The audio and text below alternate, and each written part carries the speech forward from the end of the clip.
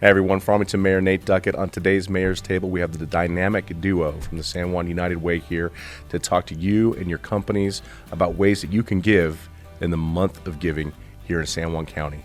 Stay tuned.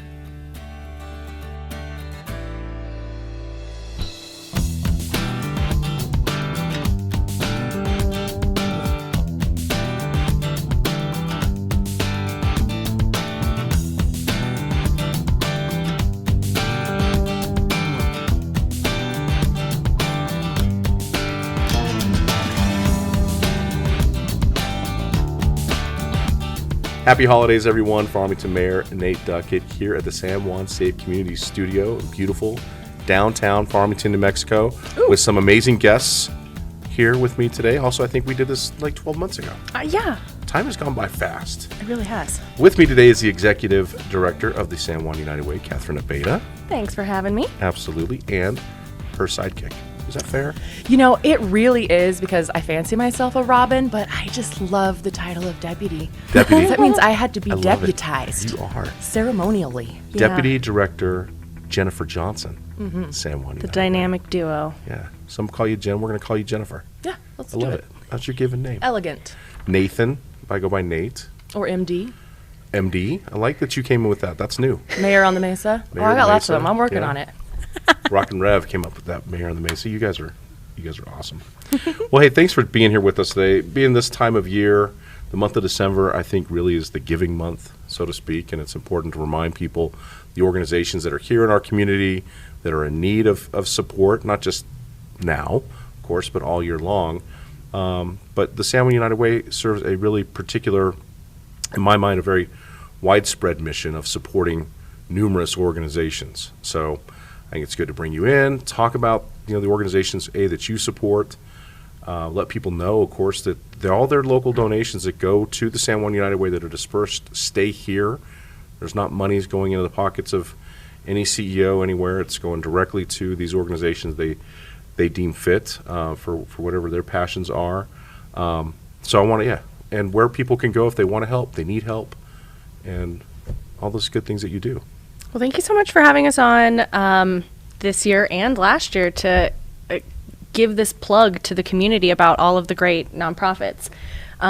This is the time of year that we ask people to be generous and think about donating. So we have a really cool system where over 100 local workplaces do a payroll deduction for their employees. It's an optional, voluntary donation through your paycheck. So it just kind of comes out like your 401k or like your taxes, and you don't really see it. And it adds up quite a bit over the year. So we've been hustling the last couple of months doing that, but there's still time. The first deductions don't usually happen until beginning of January. So we'll be working the rest of the month to try to get new more companies to come on board and find a program, find an initiative, find some nonprofit in the county that means something to you. And by banding together with your colleagues, a couple dollars a paycheck adds up significantly, and that's a lot of what we do, and we get to see that year after year. As we go out and we joke that we're hustling dollars, but at the end of the year we get to see over $1 million collected because of the giving nature of our community and the companies that they work for. So I think about it like the March of Dimes, right? I mean, that's how that started, just one dime at a time. Best story. Adds up, and then we're able to address this bigger issue. And Yep. so, let's say my company is interested in joining in on this and doing the monthly deductions from the paychecks. Do we have to collectively choose one organization, or can each individual, based on the money that they're giving each month, designate a different organization that they can give to? sure can. It's completely up to you as an individual. Okay. In So fact, MD, I'd like to take that one if I Yeah. could. Yeah, Jen, please. Deputy. So, I apologize. Deputy. let me give you a quick example. So, I personally, my passion is senior citizens and dogs. Awesome. So, I give my money to, because of course I put my money where my mouth is, and I contribute to Northwest New Mexico Seniors as well as the Farmington Animal Shelter. So, you can choose any 501c3 that you want. If you want to go national and you want to go UNICEF, you want to go St. Jude's, we'll send every penny of your donation. If you want to give $1 a paycheck, we'll send that dollar to them. But something that we're very passionate about is trying to keep that money local. And so we want to help you find a local passion. So if you love supporting the ASPCA, maybe you could consider Turquoise Paws or the Black Hat Humane Society. If you want to support St. Jude's because you have a passion for cancer in children, maybe you could look into Children's Hope, who help local families find support to be able to go to doctor's visits that may be in Albuquerque and they can't afford to go. And so it would take many, many mayors' tables to talk about how many different needs there are. But that's the beautiful thing, is that you can either choose individually who you want to give to, and you can split it up all day if you like. But we also offer our community fund. And so if you don't know, or it's too overwhelming to consider how many people may need assistance, then you can give to that fund. And it is the same concept, 100%. Goes directly to these organizations, but it's also 100% local. So we banded together with 18 local heroes, which there are very many more, but to try to approach problems holistically by finding organizations that work in tandem with one another to help to actually get out of a situation rather than to just temporarily address it. I love it. Thanks. All right, end of show. Thanks. Right? Just kidding. So Deputy, way to checks come can be forward. made payable too. No, just Right. kidding. So you mentioned, we'll go back here, I want to break this down, but you mentioned the 18 organizations that received the 2022 Community Impact Grant, right?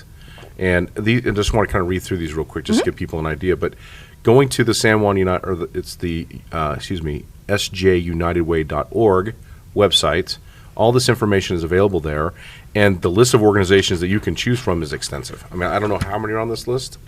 Oh, and they're not Hundreds. even all representative. Right? I Yeah. can tell But you there's there's so thousands. many. It's more than that. And what I like about this is it's a collective. It's the catch basin, so people can have a single place that they could go to find, A, where I can give, and B, if I need help, or if I know somebody who needs help. I mean, that was one of the things, in 2020 that we worked on diligently, and you guys played such a huge role in that, and thank you again. San Juan United Way, San Juan College, the city of Farmington, and just trying to make sure that people knew, hey, you need help, you need money for food, you need clothes, you need, rent assistance, you need electrical, utility assistance. Here's where we go. And then the same side, hey, I want to help those people. Here's where you can go. So anyways, make sure you guys check out the sjunitedway.org. But here's the quick synopsis. These 18 local organizations who benefited from individuals contributing to the community fund. The American Red Cross, by the way, these are all in alphabetical order, I'm assuming, the way they're here. The American Red Cross received $15,000.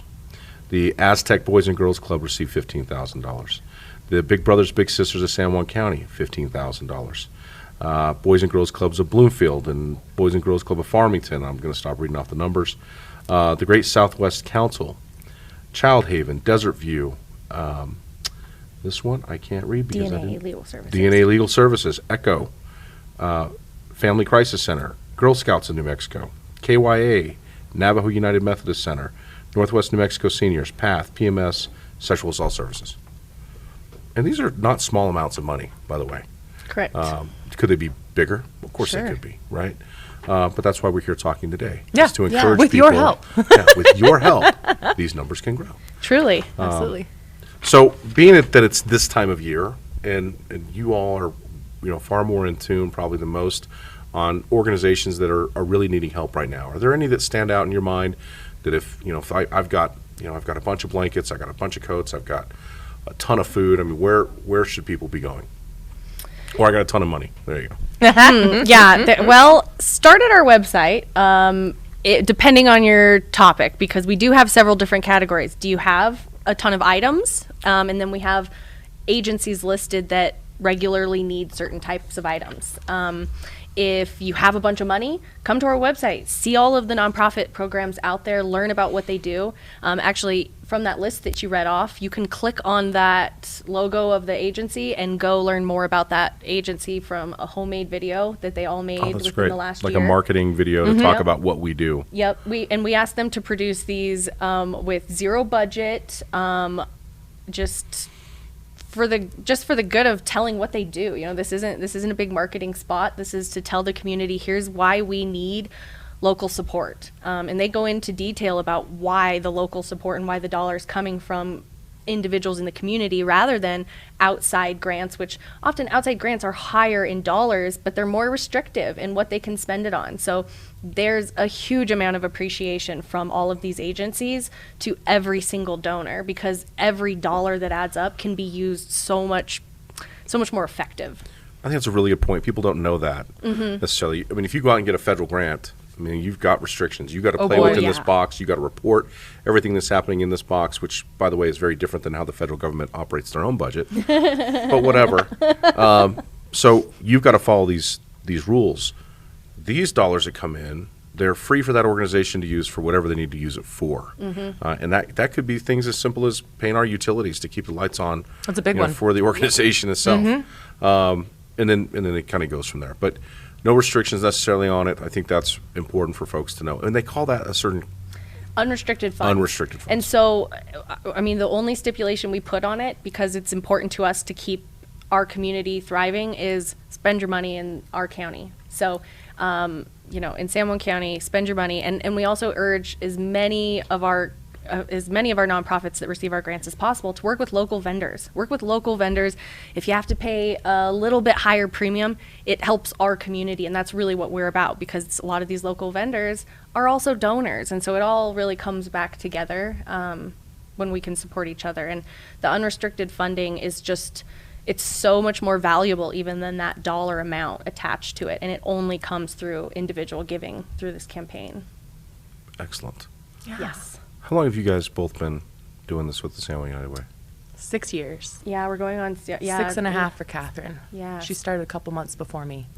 It seems longer. I don't know why. It does. There were also like 6 or 7 people, and now it's just us. Yeah. We need to get a cat or something at our office. Our plants are dying even.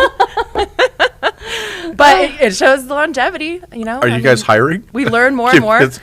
No, we've got to be able to keep giving the money back out. We're trying to work on a shoestring. We keep the dynamic duo just takes care of it. Yeah, we wear too many hats, but we think the more money we save, this is the other cool thing, is all of the money that it takes to run United Way, Jen and I, every year, to pay our light bills, to print out our forms, all of those things, that comes from local companies in this community. Okay. So we raise our own money. We raise our own budget every single year, and we work so hard to keep that as low as possible. So when there's opportunities for us to, take on another task or to, help get more volunteer support, we will, because every penny that we save in our budget can go back to the nonprofits in the granting process. And so then that's an even, I guess, just it's really adding an additional impact to the money that's there. And so that's another really, I think, special and important thing about when people can give to our United Way. They're not paying our electricity bill or our printer bill. We do a lot to keep those really low, but it's actually the generosity of about 24 companies locally that their sponsorship goes to do that, because they believe in what we do. And so by them underwriting the costs, we're able to go out and raise 4 times more money for the community. That just goes out to the community. We don't have to take a fee on it because the bills are paid. And so that's something that is very unique to this community. Whenever we get to go out and participate and talk with other United Ways around the country, that's one thing that sets us apart from others, is that our community supports our work fundamentally, so that every dollar we raise goes back out. And 6 years is a long time to be here, but that is one of the big reasons that I stay. It's just, that's incredible. This community does that. It's not because United Way sets that up. Sure. So, well, it's a great strategy for a nonprofit to work by. I agree. mean, you want to run lean and mean, so you can put every dollar that you can to the organizations or the people you're trying to support. I mean, we rent out one of our offices to American Red Cross, and we do. Girl Scouts pays a little bit for storage in our basement. Yeah. But that's a good point too, because some employers they don't feel comfortable asking their employees to give. They don't know what their situation is. They don't want to put them on the spot like that. Yeah. And so that's another great way that you can get involved, and you can slap your logo as, a helping hand to that solution by just even supporting, our operational costs, because then we can go further. Yeah, we can do more. The more help we have from the community, the more we can do. And we really saw that over the pandemic. While I mean, while we were worried and holding our breath like a lot of other businesses and nonprofits, it turned out that we had so much support that we were able to go even further with the impacts than a regular year. A regular year, we might have just been raising money and doing as much good along the way, but throughout the pandemic, there was so much need, but so much opportunity for support that we were able to really fill a lot of needs or find agencies the support they need to be able to fulfill their mission because the needs just went sky high. Sure. So it's just a really awesome organization because it is of the community in every single way. So I also always appreciate you letting us come and talk about that. Yeah, of course. One of the things that's on the website that I wanted to dig in, and I apologize, I didn't bring this up beforehand, but it's the emergency shelter. Yeah. You have a whole tab on that and lots of information for people. Can you talk a little bit about how that works? Yeah, I'll let Jen take I that. would love to. And that has taken me a full 6 years to just start to understand because it's government. So FEMA has a program called Emergency Food and Shelter. So it is not United Way dollars, but they have what's called a national board, and then that is replicated locally. And so if you convene it, it's generally the United Way, local United Way that convenes it. And so we are required to have a board member from American Red Cross. We're required to have one from Salvation Army. If we have a Jewish Federation, we have to have one from there, which we do not. Catholic Charities, they want someone who represents homelessness, whether it's from a shelter or someone who has experienced it themselves. So it's a very multifaceted board. And what happens is, depending on the government, it's very unpredictable, but generally at least once a year, we get awarded a certain amount for our county. Historically, it's been between about $50,000 and $80,000. Okay. And so we have local organizations apply, but they have to meet certain criteria. Obviously, no political, campaign funds and religious requirements, those sorts of things. And so it's just a checklist, and they have to offer emergency food or shelter, which can look different. So there's mass feeding, there's food boxes, there's homeless shelters, but there's also rent and mortgage assistance. They just added a new category that it used to just be metered utilities, and now there's unmetered, so propane, wood, coal. And so they have these different categories, and we invite applicants who ask for whatever amount of money, and then the local board decides on a funding amount for each of them based on what they want to use it for. So it's always an exciting program, and I don't know if luckily is the right word, but historically there were so few organizations that they would get a significant amount of funding from it. But I can't remember if we mentioned it this last time, but over the past 2 years, we have received over $250,000 in EFSP funding. And that gets redistributed immediately to Immediately service and providers. locally. Okay. And so we were able to bring in more, possibly not who you would think of, like Navajo United Methodist Center.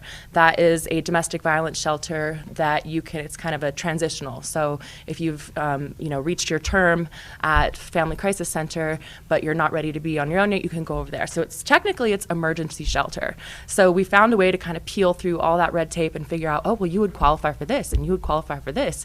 We found gaps, like no one was offering propane assistance or wood assistance. And so Salvation Army raised their hand and said, we'll make that a part of our programming. So award us that. And then they actually report back to the government with their receipts and all of that. And so we don't have to have too much to do with it. But because we exist and because the need is there and because we now know these organizations, we're able to facilitate some incredible funding to go to some important needs. And so we like that takes up a big spot on the website. Yeah. Because it's still pretty exciting. In addition to all of the other grants that go out, and even though we don't raise the money, the more work that's done and the higher the need of the community, that's how the funds end up becoming allocated through an appropriation through Congress. So we were even fortunate over the pandemic to be, we had several allocations in 1 year. And so for a lot of the agencies that we were able to know more about, to bring them in, a lot of the funds, it can really do something. It can make a significant impact. And now too, with the expansion shelter being open all year round, they now qualify to be receiving these funds. It's exciting to just keep moving and finding that there's more and more resources out there for the things that we really need, that won't just apply a Band-Aid to a situation. Really, Sure. we really want to be putting the money, we want to invest the money. If you think of this as social investment, you want a return, and the return is a happy, healthier community, and that means that the people living here have that. And so that's really where we want to be putting the money, and our community does that. And so we bring in as much outside funding as possible, and that's one thing we've been able to work on a lot more in the last year, is looking for outside funding to bring into the nonprofits in addition to what we can raise locally. Sure. I think that's a critical point, what you just said, a happier, healthier community. People need to know that these organizations exist, that their missions are dedicated to helping the human life. I mean, Yeah. how do we grow as a community and take care of those individuals who are desperate and in need? And I think, to me, just talking about organizations who have set up the payroll deduction thing, I mean, these are organizations who have determined that, hey, giving is a part of our mission. Yeah. And I would encourage organizations, companies that are out there, if you're watching or listening to this on our new podcast, Heyo. that if you're looking for ways to get into that and to share that mission with your employees, and people want to give. Yeah. You know, I mean, even if $1 a paycheck, I mean, Oh, you won't even that's a notice simple it. thing, right? But being able to say that I was able to give to these organizations makes you have ownership for it. It makes you, I don't know, for me, it just completes the cycle of life. I mean, Totally. being of service, being of giving, something that's easy to do. So if I'm interested in doing that with my company, we just call you guys and say, hey, Yep. let's get this going. And I'll tell you just how easy it is real quick, too, in case you think maybe we'll get involved next year. Actually, October, November, and December are the absolute most bananas of our months fundraising because the deductions don't start until January. And so it's hard to ask too early on. So all we require, we don't even have to come in. We can send you a video. We can send you some impact reports. Or what generally happens is whenever you have a staff meeting, a safety meeting, I've gone to Navajo Mine at 5 a.m. So we show up at any time, anywhere, and you can just give us the first 5 minutes or 15 minutes or however much time you have, and we'll just give them that quick pitch about, what the opportunity is. There's no pressure. You can keep the forms and turn them in a month. You can sign them all right there and turn them back. So it's a very rapid turnaround and a quick and easy way to get involved. It's an easy clearinghouse. Mm-hmm. Because Yeah. in my mind, I'm thinking about, let's say it's PATH. Mm-hmm. And I really just want to give to PATH. So I'll just contact PATH and I'll set up that giving through them. Is there any difference, though, in just using your clearinghouse system to go direct and say, hey, I want this money to go to PATH? If you already go and give your gift to PATH, we wouldn't want you to stop. Right, But here's what right. my thought, here's like a strategic thought behind it. If you're going to give to PATH, you're likely going to go do a one-time gift or a monthly gift. Maybe you'll give $20, but on average, PATH is going to actually receive more of a donation from you if you give once every paycheck, even if it's $1. Like it's more strategic in that way because it's easier for people to give on a budgeted type format like that. People tend to give so much more. I mean, you could give $25 one time, but when you look at your form and you see, for $10, I can give over $260, like that's a huge impact. And we have examples of how much that impact is right there. And so it's not necessarily even that one is, it's for sure that not one is better than the other, but whatever one is easier for you. We Right. just tend to believe that it makes it so much easier for people that they're going to give more, and that benefits the nonprofit even better, and it gives that person an even deeper relationship with that organization. And one other thing I would add, I know that a lot of businesses are hesitant to ask their employees to give, but it really does align with a lot of what the business's mission Yeah. is in the community. One thing that I would say is don't think that your employees can't give. That's their choice. It's their choice. It doesn't matter how much they make. We see more donor participation in minimum wage jobs than we do in executive offices, just so you know, like just a Interesting, yeah. fact. And so one of the things that we always encourage business owners, especially, sometimes they were saying, well, we had to lay people off, or we've had to do hiring freezes or pay increase freezes. Give people the chance, because donating it's not a luxury. Donating back to your community is your choice. It's a personal thing, same as tithing, things like that. People wouldn't ask you not to do that. And so it's really more of give people the opportunity. Of course, don't put any pressure on people, but everyone deserves the opportunity to do it. No, I like the way you phrase that. Give them the opportunity. because a lot of folks don't They'll know. surprise you. They'll Yeah, surprise a lot you. of- and here's the thing.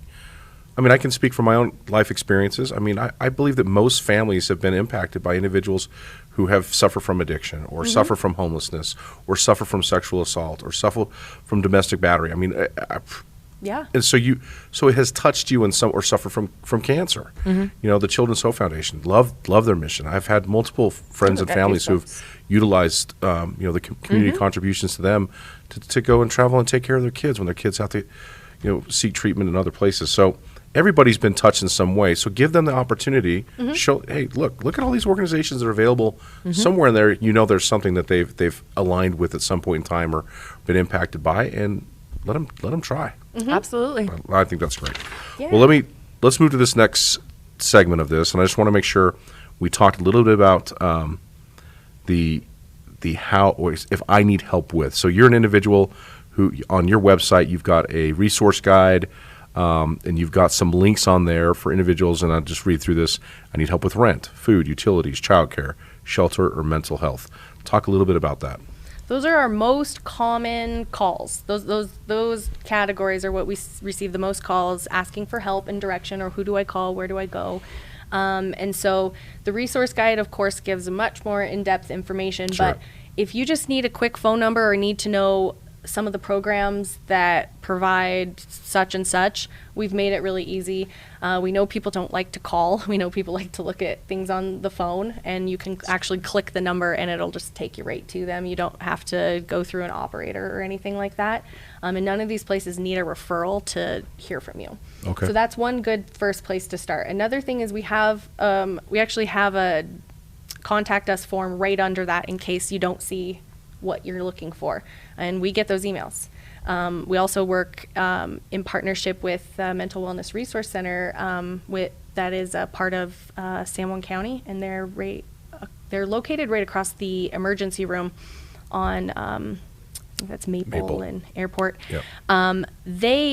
Their phone number is the best to call for right now if you need immediate help. Of course, during business hours. I'm not sure what the situation is after hours right now, but that is something that we're working on. Do you want me to give their phone number? Yeah, go for it. Okay. Mental Wellness Resource phone number, if you need resources, is 505-636-7110.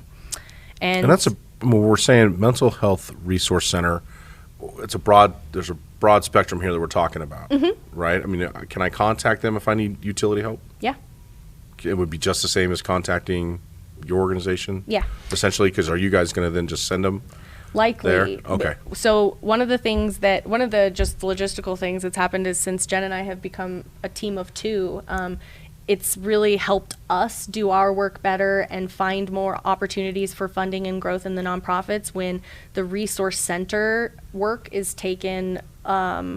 I guess the approach is more holistic and more hands-on from the county, and we've been working with them for years, even in the development of that department and now the resource center. Sure. And so they take a really great approach to meeting that person where they're at. What are the blocks? A lot of times the reason they're calling or coming in, that issue might not be the thing that needs to be solved. It's just the easiest symptom to identify. And so they're trained to figure that out and point them in the right direction.